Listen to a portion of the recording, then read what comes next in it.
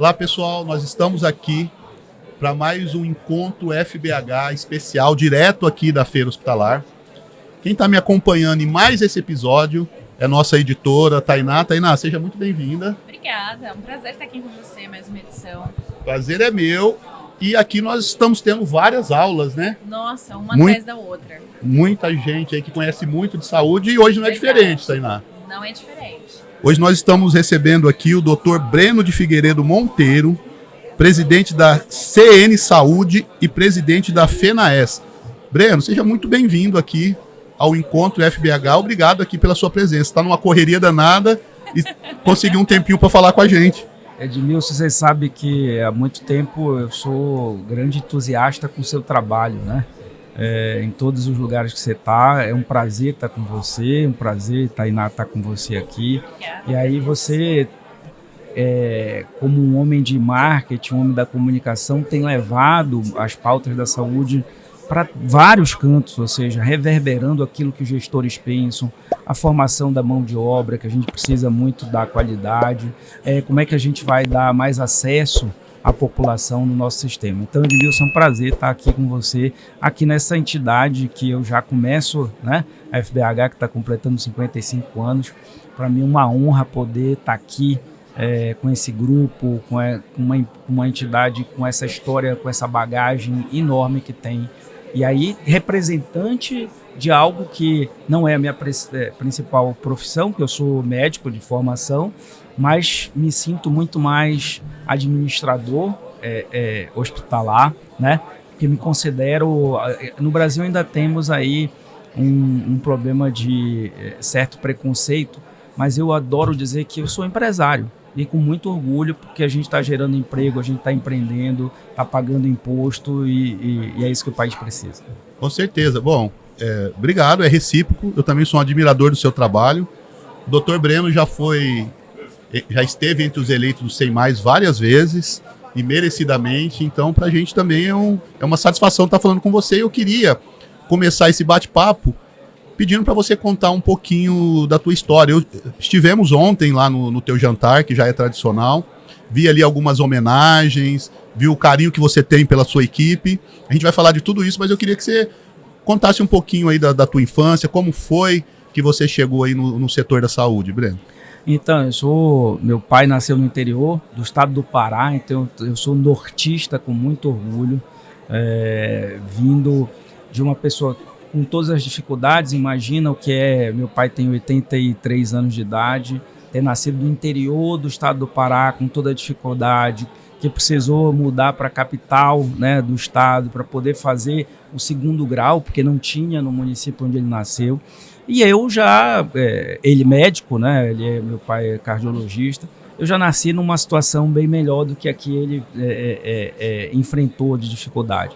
Mas, de qualquer maneira, a gente também tem ainda desafios de levar cada vez mais a população que estão nas áreas mais desassistidas. A gente precisa sempre valorizar isso, porque lá tem menos profissionais com especialização, tanto que um dos grandes projetos do governo federal atual é o Mais Especialista. Por quê? Porque a gente não consegue. Infelizmente, os especialistas no Brasil ainda estão muito concentrados na grande capital e a gente precisa criar estratégias e a iniciativa privada, ainda por este governo que era ideologicamente contrário à iniciativa privada no passado, muda essa característica. Graças ou seja, alguém iluminado chegou no Ministério e trouxe de volta a iniciativa privada, com a reinserção através do programa Mais Especialista, porque a gente tem, se você for pensar, quase 80% dos especialistas estão na saúde suplementar. E você só com parceria com a iniciativa privada vai conseguir rapidamente poder dar mais acesso ao paciente do SUS, às pessoas que estão nessas localidades com menos população, com uma população mais desassistida. Iniciativa privada, as pessoas olham com um olhar meio torto, né? Quando não deveriam, na verdade, porque Se a gente olhar pelo setor que pode somar forças, não deviam separar tanto essas iniciativas ou olhar com um olhar tão torto para isso? Na realidade, Tainá, sabe o que acontece? A gente que está lá em Brasília, infelizmente a política faz isso com a gente. Porque infelizmente o que aparece nos meios de comunicação, na mídia tradicional, são aquelas pessoas que não têm ética, que agem com fraude, que usam da corrupção como um meio de prosperar. E isso faz com que se entenda que, na realidade, o empresário está sempre buscando o lobby. Na realidade, o lobby ele precisa ser feito. A gente tem lá no Congresso Nacional 513 deputados e 81 senadores, tratando sobre as mais diversas temáticas. A saúde é apenas uma delas. Ele tem que saber de segurança, de educação, de finanças, de relações externas. Tudo isso passa por aquela casa. Se a gente não tiver um lobby, se a gente não tiver como iniciativa privada representantes que estejam levando a parte boa, ou seja, levando qualidade de informação para esses congressistas, a gente vai sempre continuar com essa pecha de uma coisa ruim, de não conseguir que seja reconhecido. Eu acho que já mudou muito. Eu acho que hoje se fala aquela história, olha, alguns tentam sempre fazer essa dicotomia do rico contra o pobre, do patrão contra o trabalhador, né? Mas, na realidade, a gente precisa dos dois. Sem o trabalhador, a empresa não funciona, mas sem a empresa, sem que tenha uma segurança jurídica para que aquela empresa possa crescer, continuar prosperando, não vai ter um emprego, né? Então a gente precisa, e uma das coisas que eu levo muito em todos os lugares que eu falo, é que poucos sabem, mas a saúde, que representa quase 10% do PIB da nação, é a terceira maior empregadora do país. Nos últimos 20 anos, anos mais, anos menos, a gente gera emprego. Nós somos já quase 3,3 milhões de trabalhadores CLT, iniciativa privada, e a gente gerando emprego, que é isso que eu acho que esse é o ganho real que o trabalhador, que o cidadão pode ter. Porque com o trabalho, você vem dando acesso à saúde, você dando que ele pode acessar um plano de saúde, pode pagar a escola numa formação, porque o Estado não consegue dar. A gente tem a melhor política pública na saúde, que é o SUS, e a gente não pode tirar nenhum. Eu não admito quem fale mal do SUS, porque ele é um sistema maravilhoso, mas ele não consegue, pelo gigantismo que tem o Brasil, com 212 milhões de brasileiros, dar tudo para todos se torna um desafio muito grande. Então, aqueles que podem, com um emprego, com uma remuneração adequada, acessar uma saúde suplementar e ter ali... Quando alguém vai para a saúde suplementar, porque está pagando pouco, ele abre vaga para o cidadão que está lá esperando a fila do SUS, e isso facilita. Então, esse é um dos nossos grandes objetivos. Eu concordo com você, meu amigo. Esse negócio de nós contra eles, rico contra pobre, patrão contra funcionário, tem que acabar, né? E eu falo muito, você é empresário, você sabe disso. Um funcionário que custa 5 mil, que ele tem um salário de 5 mil e ele recebe lá 4 mil e pouco, ele custa 10 para a empresa, né? Exatamente. Então, quer dizer, o empresário que é o vilão do negócio, entendeu? A gente tem imposto demais. Infelizmente, o Estado, como um todo, é o nosso pior sócio. Por quê? Primeiro que ele tira 33% de tudo que a gente produz, né? Depois disso, ele cria, infelizmente, vários transtornos. É como se eu tivesse dentro do meu conselho da minha empresa, alguém ali como um sócio jogando contra o tempo inteiro. Porque, infelizmente, a gente não consegue capital estrangeiro para o Brasil, porque as pessoas têm medo de investir no Brasil, porque as regras mudam durante o jogo. É como se, olha, a partir de agora, impedimento não vale mais. Não vale mais. E esse é o ambiente que a gente vive infelizmente, no negócio. Por isso que o empreendedor brasileiro está entre os melhores do mundo, né? Porque Sim, ainda temos todas essas adversidades. Imagina se a gente tivesse um país como a China tem valorizado o empreendedor, feito com que é só você, a gente está aqui numa feira e o país paga para que as empresas estejam aqui, porque ela precisa levar os produtos, ela precisa tomar conta do mercado e incentiva que isso possa acontecer. Quando a gente faz, eu acho que a gente não pode perder, eu sou um otimista por natureza sempre, então acho que eu já vi ser pior, eu acho que a gente tem evoluído, eu acho que ainda você é muito mais jovem, Tainá, né? Mas a gente ainda vai ver. Ela é novinha ainda. A gente ainda vai ver um país muito mais justo, muito mais empreendedor, muito mais com possibilidade de crescimento. Espero viver para ver essa virada. E no meio desse combo todo, ser empreendedor é muito difícil, é muito complexo, tem que ter muito jogo de cintura e para gerir também. Tem que tomar decisão difícil, às vezes a gente comenta também, eu comento com o Edmilson, que liderar às vezes é um voo solo, estar em gestão às vezes é um voo solo, porque demanda decisões difíceis. Como é que você equilibra o seu processo de tomada de decisão difícil? Sempre com a minha consciência, viu, Tainá? Eu acho que eu sempre, para tomar uma decisão, eu busco dizendo que a minha consciência está dizendo que é correto, eu vou.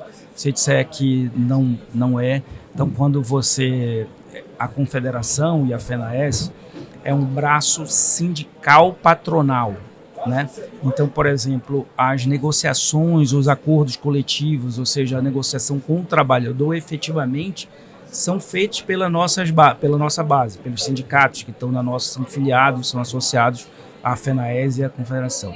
E ali eu digo assim, todo ano eu tenho que exercer o papel da consciência de entender que eu vou para uma mesa de negociação com o trabalhador e entender que, infelizmente, enquanto eu tenho uma vida muito melhor, mais fácil, eu fico imaginando o que é você viver com um salário mínimo.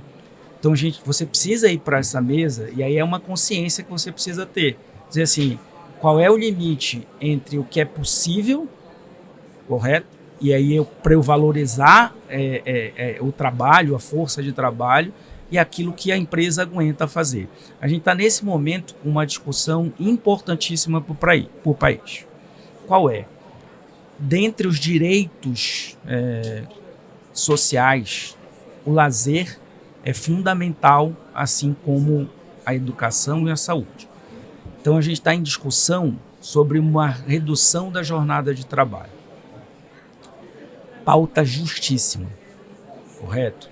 Você tem um trabalhador que não tem um dia de folga, mal ele consegue, e essa é uma característica muito do profissional da saúde, que ele se dedica muito ao emprego, ele mal consegue dar assistência para a própria família.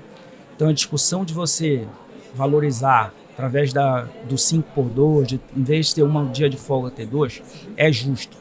Só que a gente não pode, e o que me preocupa nessas discussões é que quando elas casam com um ambiente, um ciclo eleitoral, que a discussão foge da razoabilidade. Vira político, né? E ela vira só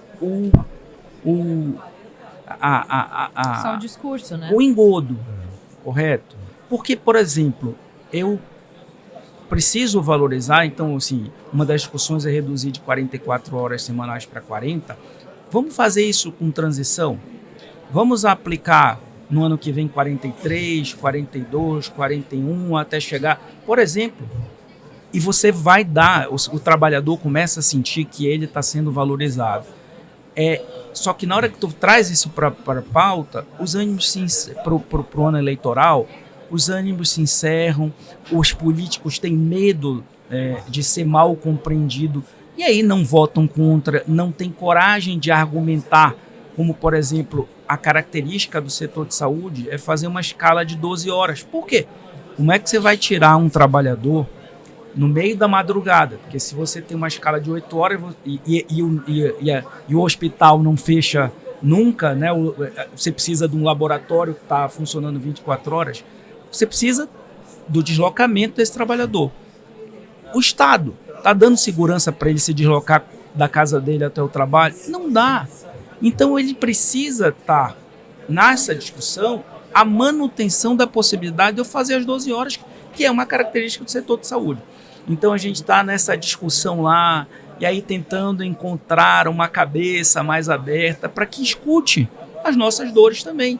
Porque existem as dores do trabalhador, a gente reconhece, a gente quer valorizar, mas precisa entender a característica da empresa, do setor saúde. De cada setor, inclusive. Não, né? sim, cada um tem o seu. Né? É Como um é que você vai... amplo, né? Imagina no agro, que eu sei que você também é uma pauta grande, você vai dizer que o cara não pode começar a trabalhar 5 horas, que é quando a melhor forma de colher a lavoura e outra... Como é que você faz isso, exatamente? Você precisa reconhecer as peculiaridades de cada um setor.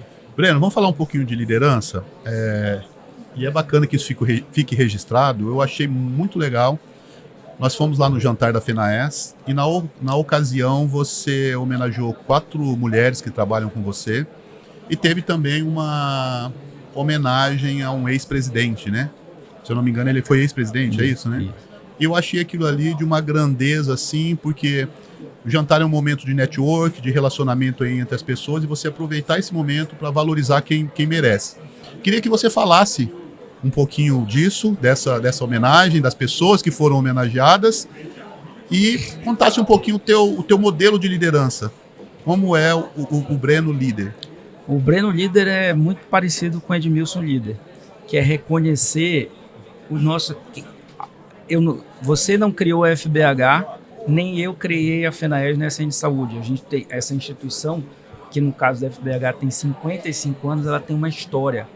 E aquele líder que esquece os que passaram antes de você, que não valoriza os que passaram de você, tem sérios problemas de gestão, porque você precisa valorizar, você precisa respeitar a história das pessoas.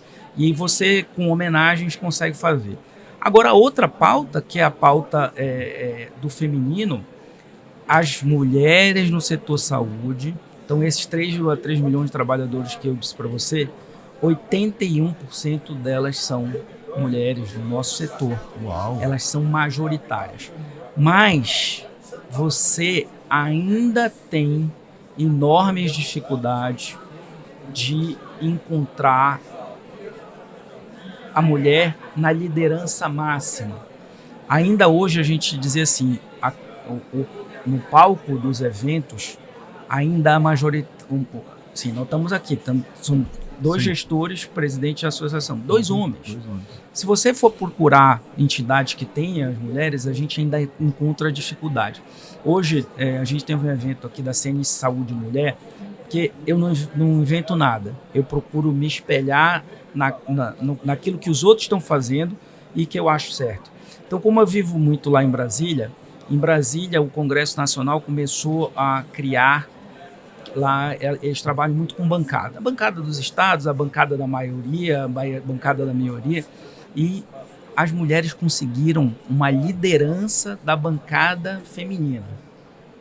Para quê? Em todas as CPIs, em todas as audiências, em todas as comissões, tem uma representante sempre falando porque o líder tem sempre muito mais direito, mais espaço de minutos de fala, mais poder de retirar ou botar determinados assuntos, e elas conseguiram isso.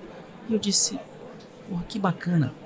Como eu não sinto qual é a dor da mulher, porque eu nasci homem, então eu não sei. Se você não está na pele de quem está sentindo, quem é o outro, você tem dificuldade de falar sobre isso. Eu disse, então vamos fazer o seguinte, vamos criar dentro da CN Saúde o CN Saúde Mulher, porque elas precisam falar quais são as dores delas. Elas precisam dizer quais são as lutas que elas querem que a gente enfrente. E isso é uma pauta muito forte da gente, porque a gente precisa, e ontem você viu dizendo, ainda tenho lá, a gente apresentou vários trabalhos aqui, um projeto chamado Pulso Hospitalar. Eu volto já na homenagem, mas tem um projeto chamado Pulso Hospitalar, que a gente fez um convênio com o INSPER, em que a gente pegou uma turma de alunos de ciências de dados da INSPER, são garotos, todos com 16, 17 anos, deu uma bolsa e eles estão fazendo um levantamento de todas as bases de dados da saúde, seja CNES, seja empregabilidade, várias bases de dados estão trazendo isso e criando uma ferramenta com IA, em que você vai nesse produto chamado Pulso Buscar. Se eu quero, eu quero saber quantos leitos tem lá, qual é o teu município? Ribeirão Preto. Quantos leitos tem de cardiologia em Ribeirão Preto? A AI vai te trazer isso, não sei o quê, só que precisa de mais expansão, ou já está em excesso, ou precisa mudar o leito da clínica médica para ginecologia. A gente só consegue fazer gestão em saúde com dados. E aí, esse é um dos produtos. E eu estou trazendo o jovem para criar, para se inserir nesse mercado. Então, a pauta, essa é uma pauta importante, e a pauta feminina também. Ainda, mas voltando àquilo que eu estava dizendo, quem estava apresentando esses produtos eram homens, porque a gente também tem assessor homem. E aquilo estava me incomodando aqui no evento, só um homem está lhe apresentando. E aí eu, no caminho, eu disse, olha, amanhã tem um jantar na FENAES, eu preciso reconhecer, porque realmente quem fez tudo aquilo foram 4 colaboradoras nossas. Edmilson, uma delas que entrou, que é a minha executiva máxima na FENAES, que é a Camila, ela entrou como estagiária, era uma garota. E hoje é uma profissional da mais alta qualidade. A gente tem profissionais, outras 2 que estavam lá, são aquelas pessoas que estão diariamente no Congresso Nacional, de gabinete em gabinete, levando a nossa informação, levando a nossa mensagem para os assessores, porque os assessores dos deputados, dos senadores, eles que fazem o voto, eles que orientam, eles que ajudam no convencimento dos deputados. E a gente tem 2 colaboradoras lá fazendo isso diariamente e elas precisam ser reconhecidas, porque é um trabalho que tem trazido muito, porque a gente não consegue nem comunicar com o hospital, com a clínica, não sei se tu sabes, e esse é um outro dado. A gente tem 897 mil empresas de saúde no Brasil.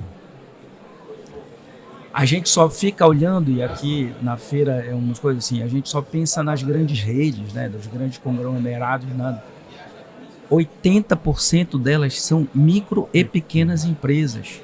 Então, quando a gente vai discutir, se a gente tem esse tipo de dado, a gente precisa conseguir que o parlamentar, que o judiciário, que o executivo possam enxergar não como aquela grande empresa que está na Bolsa de Valores arrecadando alguns bilhões de reais, mas sim cada uma dessas empresas pequenas que estão gerando emprego igualzinho.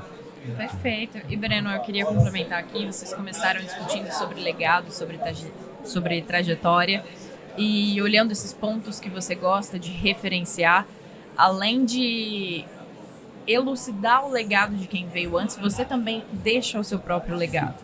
O que você gostaria de deixar para as pessoas que vão lembrar do Breno daqui para frente ou lá em diante?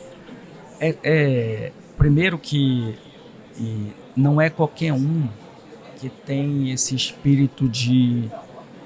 A gente é muito individualista como essência, mas algumas pessoas nascem com uma característica da coletividade.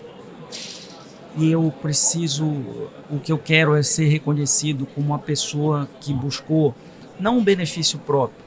Estou aqui, eu costumo dizer assim, meus negócios, a minha família está em Belém do Pará.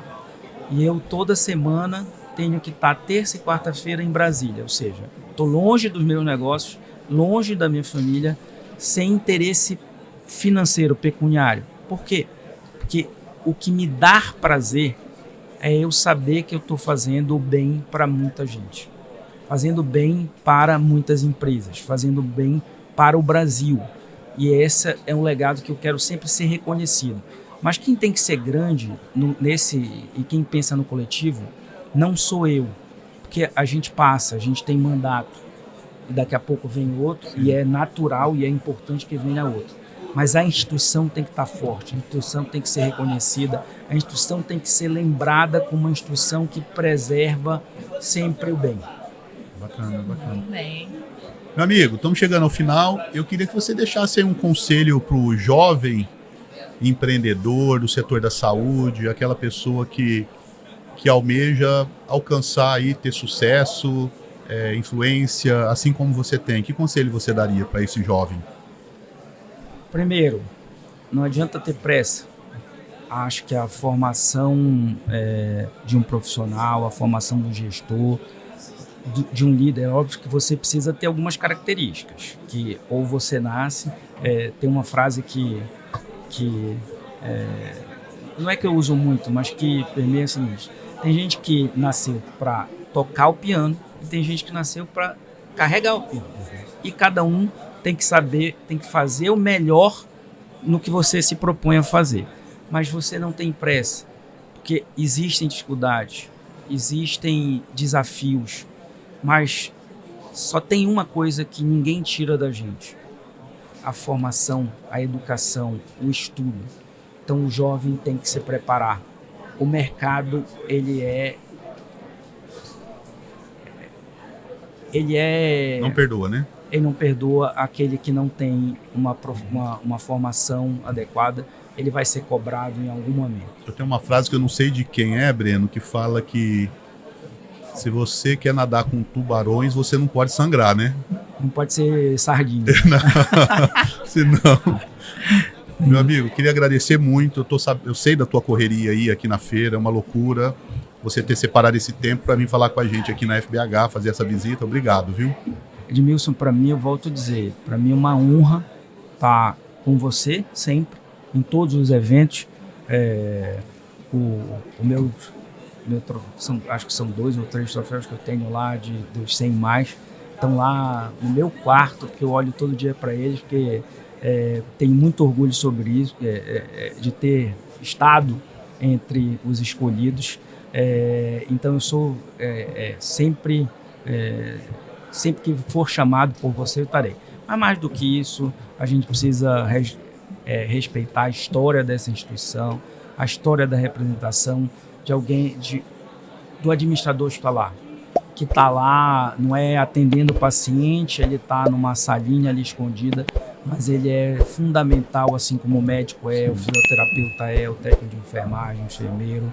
A gente precisa valorizar muito esse profissional. Foi o que você acabou de falar, né, meu amigo? Cada um no seu quadrado, né? Cada um no seu quadrado, é isso aí. Obrigado mais uma vez. Obrigado, Tainá, por participar de mais esse podcast. Eu que agradeço por ter participado dessa aula com vocês dois aqui, falando sobre empreendedorismo. E muito obrigado você que nos acompanhou até agora. E fique ligado no nosso canal no YouTube e também nas nossas redes sociais para mais episódios.